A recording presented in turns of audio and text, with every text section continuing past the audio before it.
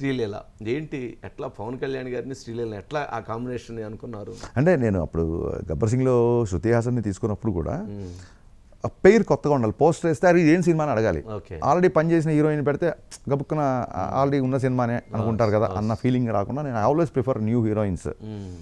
అలాగే శృతి హాసన్ అవ్వచ్చు, పూజా హెగ్డే అవ్వచ్చు, మొన్న వచ్చిన భాగ్యశ్రీ బోర్సే అవ్వచ్చు. భాగ్యశ్రీ బోర్సే చాలా బిజీ అయిపోయింది. మిస్టర్ బచ్చన్ ఆడకపోయినా తన గురించే తన లాంచ్ కోసమే తీసినట్టు సినిమా. సో శ్రీలీల తెలుగు అమ్మాయి కావాలి.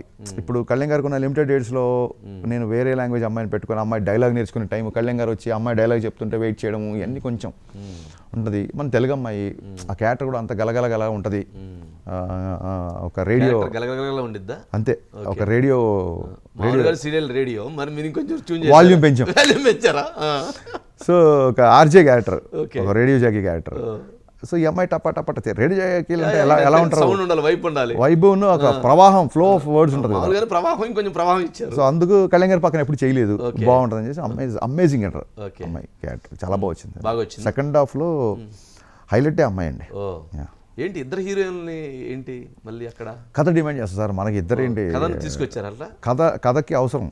రాశికన్న పోర్షన్ ఇలా ఒక బ్రేకప్ అయిన అమ్మాయి లాగా ఉంటుంది. అక్కడి నుంచి కథలో ఒక చిన్న ట్విస్ట్ తీసుకుంటుంది. కథలో ఉంటుంది అన్ని అందులో. అందుకే సాంగ్స్ కూడా కథకు సంబంధించిన సాంగ్సే.